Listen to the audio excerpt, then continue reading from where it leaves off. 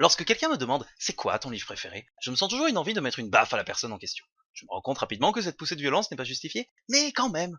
Pour moi, l'idée d'un livre préféré est aussi absurde que celle d'un plat préféré ou d'une chanson préférée. Il y a bien, à la rigueur, des genres que je préfère, mais ma palette de goût est tellement vaste et tellement différente que je peux aimer tout aussi bien de choses diamétralement opposées et avec la même intensité. J'ai beau adorer de manière générale le métal, ça ne m'empêche pas d'écouter les gymnopédies et de trouver ça génial. Mais malgré tout, à chaque fois que quelqu'un ose me poser cette question qui me paraît hautement idiote, je pense à une série. Une série qui n'est pas ma préférée, mais qui m'a durablement marqué. Je veux bien entendu parler des Princes d'Ambre. Oui, c'est un peu le titre de la vidéo.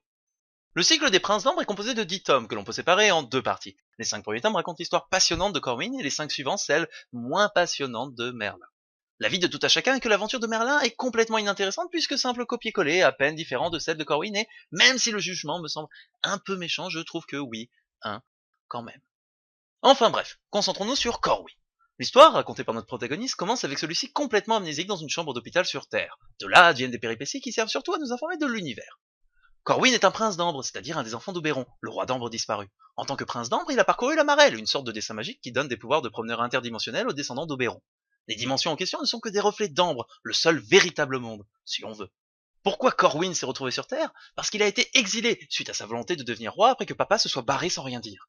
Il était parti en guerre contre son frère, Eric, qui avait eu la même idée, mais il avait fini par subir une cuisante défaite. Toutefois, grâce à un peu de chance, le voici de retour pour repartir à l'assaut. Et malgré les apparences, la situation en Ambre a bien changé pendant son absence. Je sens déjà une partie d'entre vous s'endormir, me disant que si c'est pour lire une vague lutte de pouvoir dans un monde de fantasy, ils ont déjà bien assez à faire avec le trône de fer. Enfin, The Song of Ice and Fire, oui, Game of Thrones.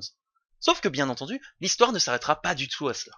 Ce qui fait d'une part la force du récit, c'est l'attachement que Zelazny aura à en faire une mythologie propre. Les princes d'Ambre sont tels le panthéon grec, sauf que, vu de près, des demi-dieux chamailleurs et mécontents, se battant pour des âneries et n'hésitant pas à sacrifier des masses pour arriver à leur but.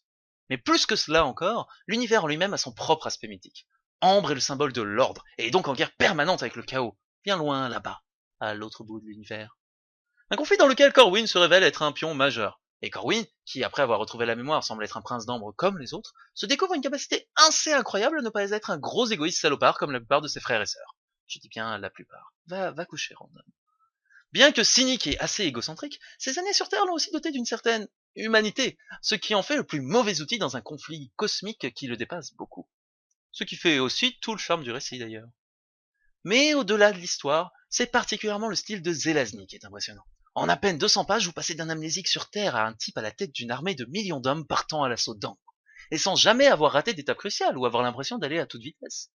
Je tiens à opposer cela au Seigneur des Anneaux, où, en 200 pages, vous êtes à peu près sorti du moment où Tolkien a fini de vous parler de combien les pieds des hobbits sont poilus. Rappelons qu'un tome des Princes d'Ambre, en format poche, fait à peu près 250 pages. Et cela n'empêche pas Zelazny de construire un univers extrêmement riche et varié, passionnant et excitant, avec une histoire qui ne prend pas de pause. Rajoutez à cela l'humour sarcastique de Corwin qui parsème le récit, et vous avez là un des classiques de la fantasy que presque personne en dehors des fans du genre ne connaît. Non, sérieusement, c'est un classique. Et c'est génialissime. Et lorsqu'on parle fantasy, la première chose que les gens mentionnent, c'est Le Seigneur des Anneaux, ou bien Game of Thrones, ou encore Eragon et Harry Potter. Eh bah, faites-vous du bien. Lisez Les Princes d'Ambre. Comme ça, lorsqu'on vous demandera un truc en fantasy, vous aussi vous pourrez faire un tantinet votre snob et dire je ne sais pas si tu connais Les Princes d'Ambre. Allez, à la prochaine fois pour de nouvelles aventures.